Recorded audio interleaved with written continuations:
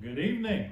Good evening. Once again, it is so great to be able to see each of you here, and what a blessing it is that we can gather together, we can study God's great word, we can sing such wonderful songs, such as trusting in the promises of God and standing on those promises.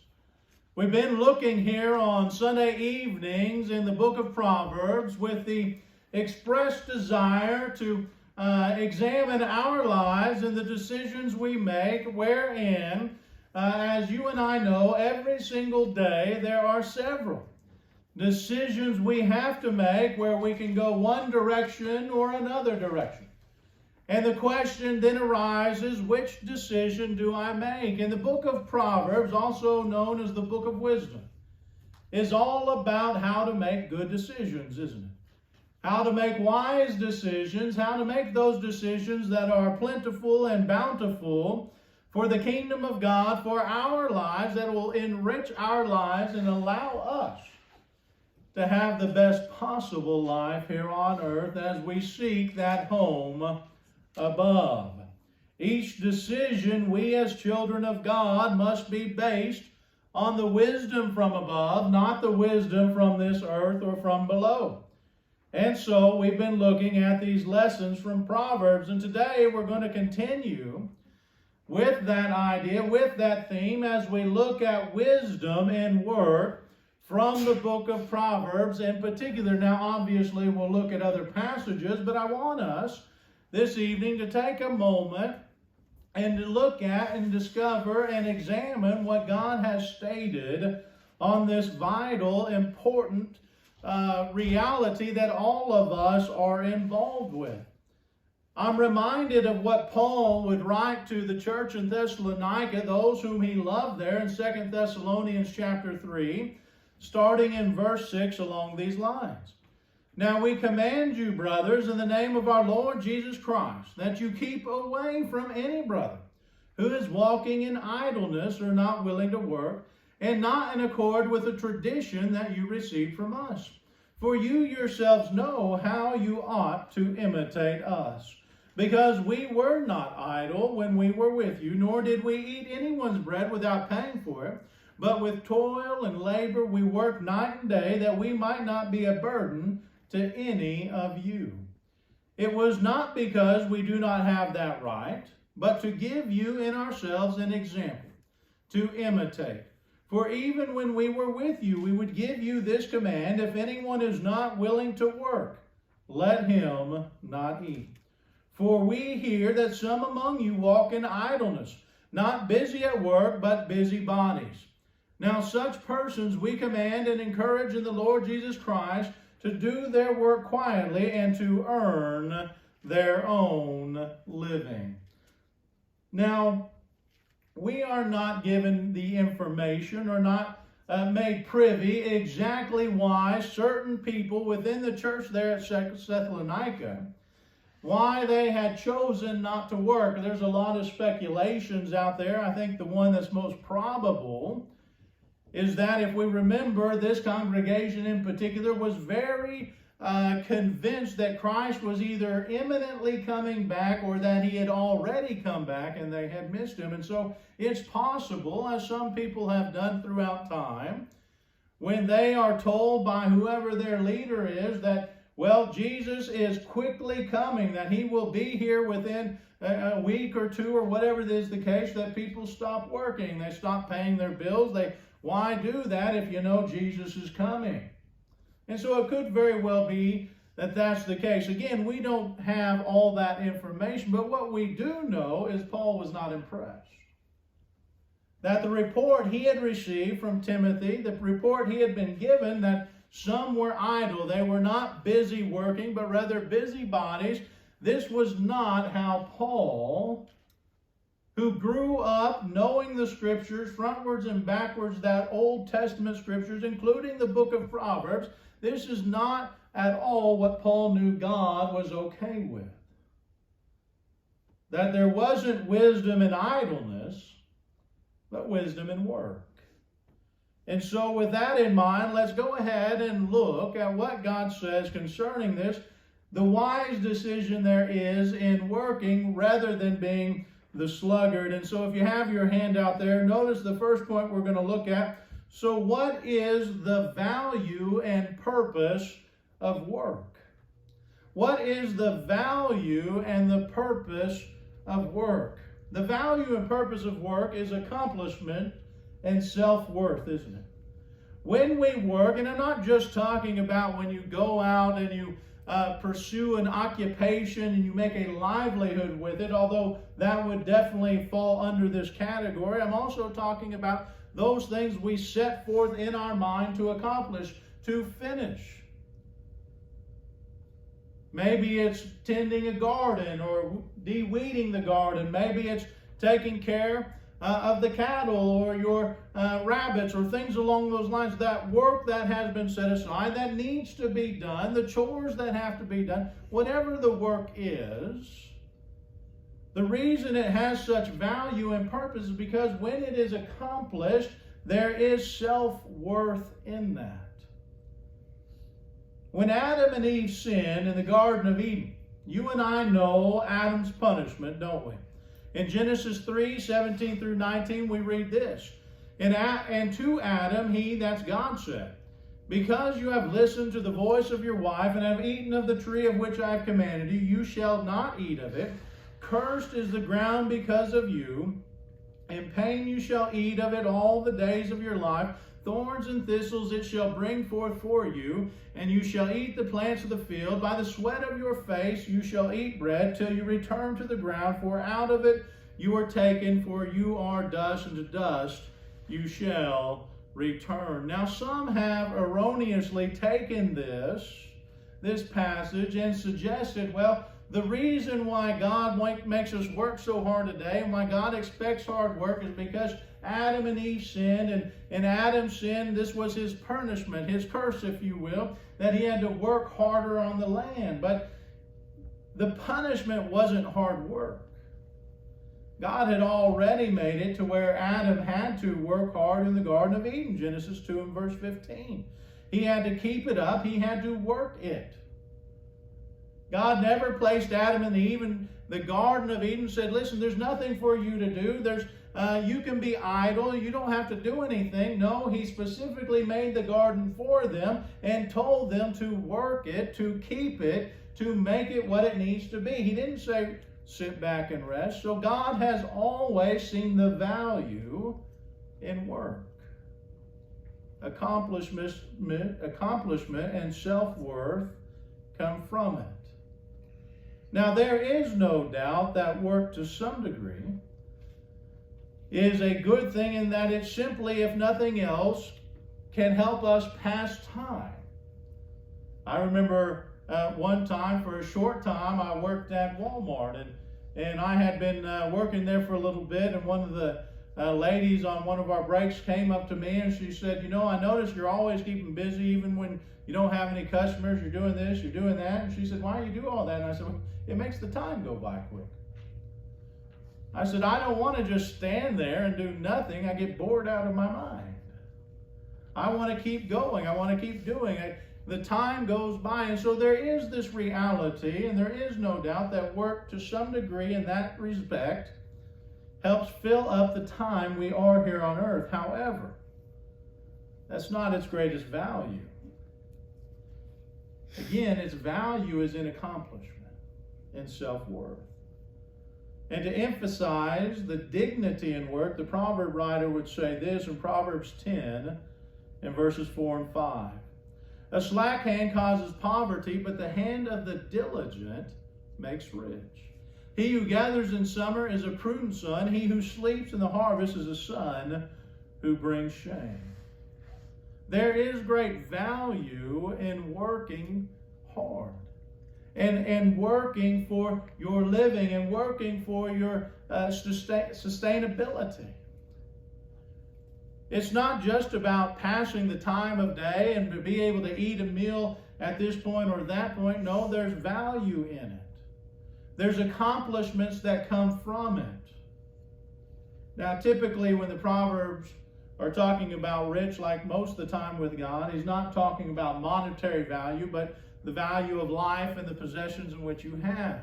In other words, the things you have that you're content in, that God has blessed us with when we work hard, we are rich. Whether by society's standards or not, in God's eyes, and what should be in our eyes, when we work hard and we accomplish what we set out to do, we are rich. We are prudent. A similar proverb is in Proverbs 14 and verse 23. In all toil there is profit, but mere talk tends only to poverty. In all toil, whether you financially gain from it or not, as I said, in all toil or all work, there is profit. It doesn't have to necessarily be financial, but there's profit, there's accomplishment, there's self-worth. Both of these proverbs point out how accomplishments and self-worth are gained. They're gained by doing and toiling and working. The reality is, though, typically speaking, as the proverb said, if we're willing to put forth the effort, we will see fruit of that labor.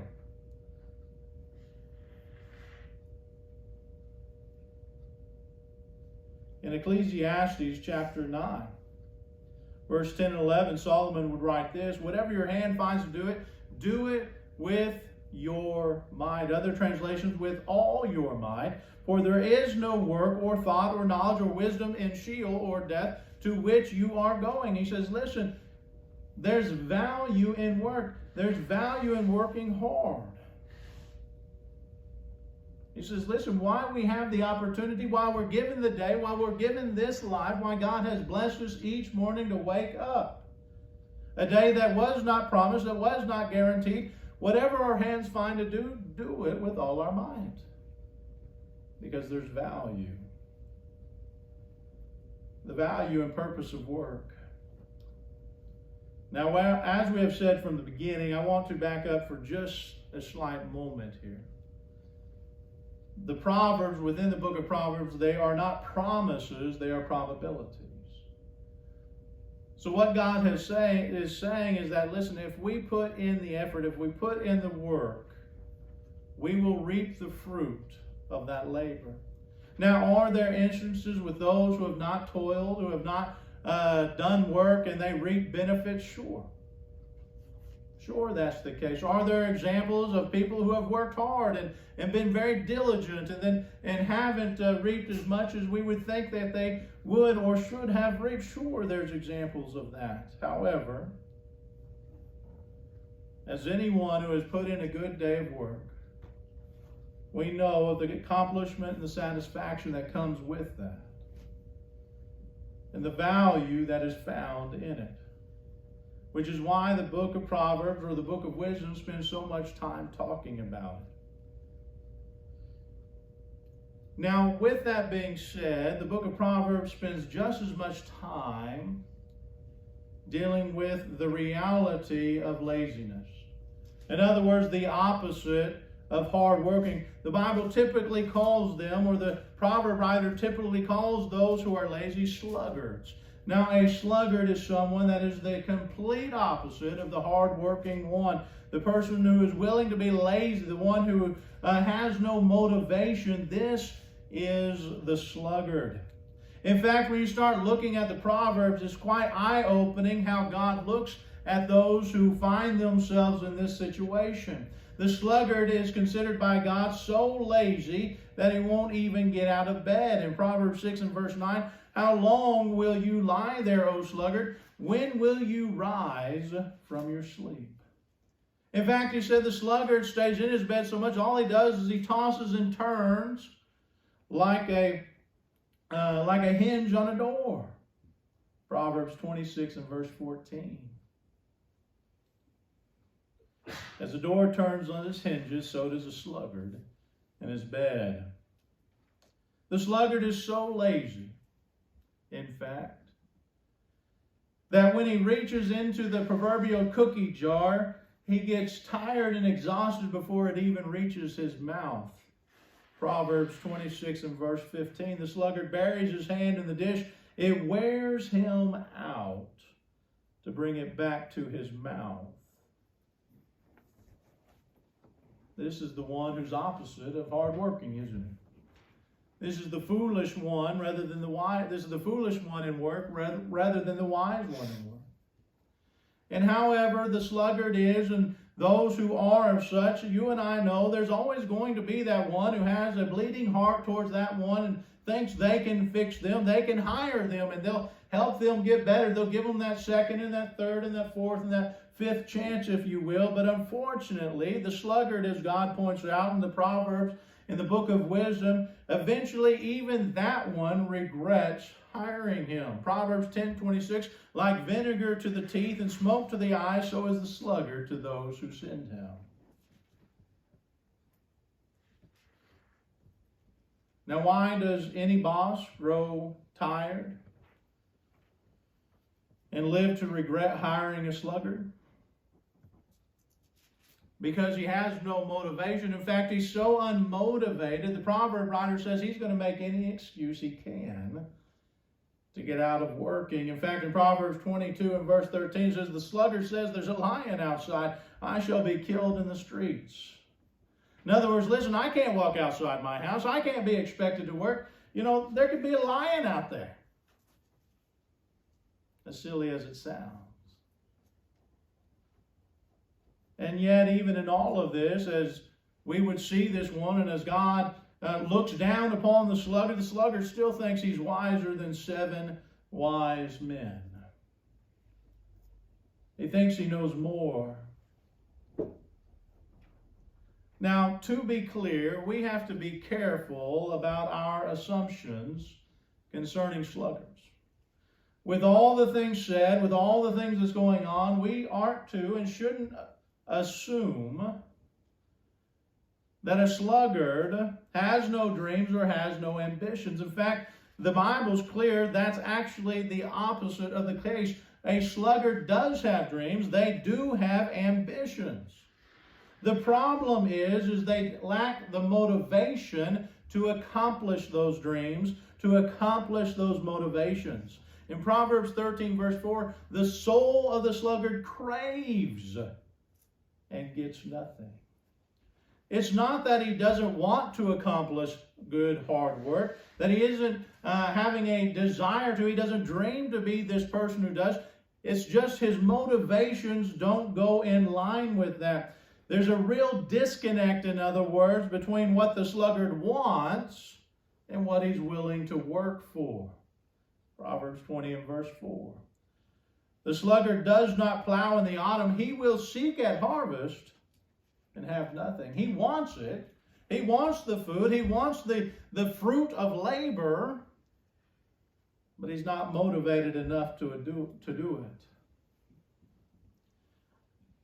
Now, there is a danger, and there can be that which, again, we can assume those of us who might see a sluggard, who might see someone and think, well, they just don't have any motivation at all. They'll never learn to be a hard worker.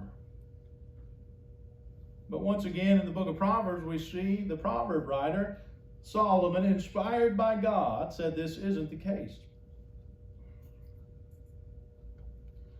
In Proverbs chapter 6, verse 6 through 8, notice what the wise man says to the sluggard. Go to the ant, O sluggard, consider her ways and be wise. Without having any chief, officer, or ruler, she prepares her bread in summer and gathers her food in harvest.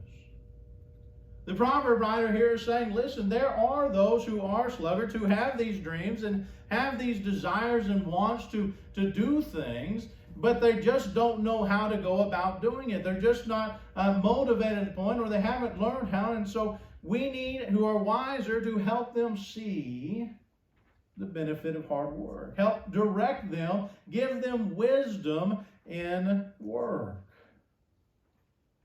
Now, the unfortunate part is, and the reality is, most who have this mentality won't listen to the wise. As we said, they already think they're wiser than 7 wise men. And they oftentimes, even though they're told and they're given chances and people help them, they end up falling back and listening to their own advice. They reject the wisdom and make again bad decisions and find themselves in dire situations. The last few verses there of Proverbs 6, 9 through 11 there, after he said, listen, you can learn from this nature. You can learn from the ant. You can learn from wisdom and be a hard worker. He says, how long will you lie there, O sluggard? When will you arise from your sleep? A little slumber, a little folding of the hands to rest, and poverty will come upon you like a robber, and want like an armed man. He says, don't fall back into that sluggardness. Again, in Proverbs 24, we see something similar in verses 30 through 34. I passed by the field of a sluggard, by the vineyard of a man lacking sense. Behold, it was all overgrown with thorns, and the ground was covered with needles. And the stone wall was broken down. Then I saw and considered, and I looked and received instruction. A little sleep, a little slumber, a little folding of the hands to rest, and poverty will come upon you like a robber, and want like an armed man. The reality of laziness is there's a danger with it. The outcome of being a sluggard, the outcome of laziness is the reality of we reap what we sow. The sluggard runs the danger, in other words, the hazard of idleness, if you will, of poverty, of want. They'll always be wanting what someone else has, yet unwilling to do what it takes, like the ant, to achieve it. Now, before we stop this study, and before we conclude this, there's some other facts concerning wisdom and working. And the Bible, and the Book of Proverbs in particular, but the Bible all over, as we talked about, it talks about hard work and the need to be a hard worker, and it talks about the dangers of laziness and the dangers and reality of what it means to be a sluggard. But what I want us to talk about, and what the Bible talks about as well, is that there is a reality of working too much. That we need to, from time to time, even though as children of God we ought to be hard workers, we need to stop and smell the roses. Hard work ought to be a characteristic of God's children. Of every single one of us, hard work ought to be defined within us as someone who accomplishes what they set out to do. And we're encouraged to do so. But God also expects us to have a balance between hard work and relaxation. In other words, to enjoy the work we've put in, the blessings God has supplied us with in that work. In Proverbs 23, in verses 4 and 5, it says this, do not toil to acquire wealth, be discerning enough to desist. When your eyes light on it, it is gone, for suddenly it sprouts wings, flying like an eagle towards heaven. In other words, the proverb writer is saying here, listen, when we toil and when we work and when we do those things, don't just seek after what they can bring you. Be discerning enough to stop and to enjoy what God has blessed you with. Don't keep on seeking more and more and more all the time. Yes, hard work has its place, but there is also something to stopping and enjoying the blessings of what God has already given you.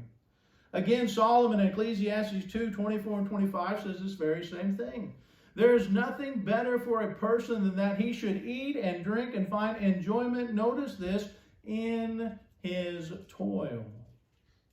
This also I saw, it is from the hand of God. For apart from him, who can eat or who can have enjoyment? Solomon says, listen, it's good to work and it's good to be a hard worker. And whatever your hands find to do when you wake up, you do it. But it's also good to enjoy those things that God has blessed us with.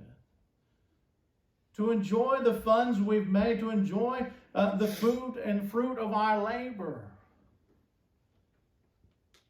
Hard work is good, but we can go too far with it. We can be workaholics, as that term's oftentimes used, and that's not a good thing. A workaholic does not enjoy the fruit of the blessings God has given him. He can only be satisfied in working, not relaxing and enjoying the possessions that God has given him.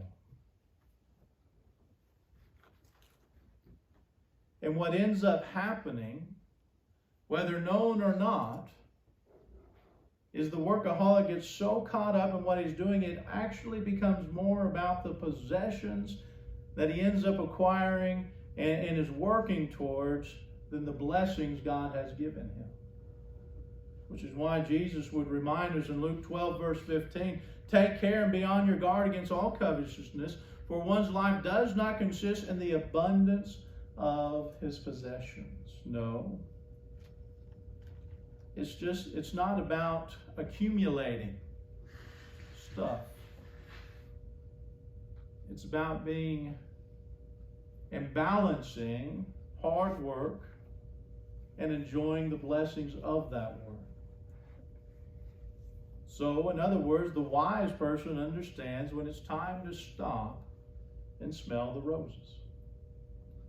When it's time to take a moment and enjoy that toil and enjoy the family and appreciate everything that we have.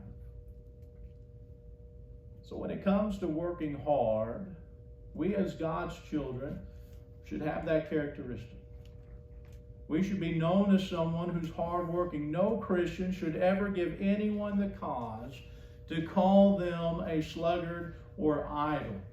We know the dangers of it. We understand the reality of that lifestyle.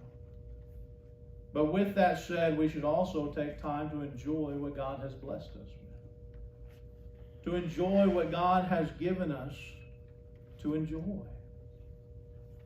To take time to relax, to look at the life around us, and thank God, our Creator, for what He has given us. Both hard work and relaxation are not mutually exclusive. In fact, they are required for a balanced life here on earth. And the blessings God gives us as we walk on this spiritual walk, our harmony in this life with our spiritual selves and our physical selves is found in that, not fighting against it.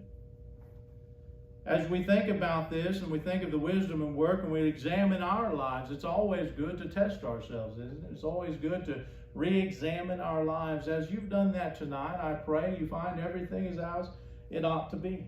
But if that's not the case, let's make the change. Let's not allow ourselves to go any longer in needing to correct those things. Let's make the correction now, and let's let this church, our church, help. Let's help each other.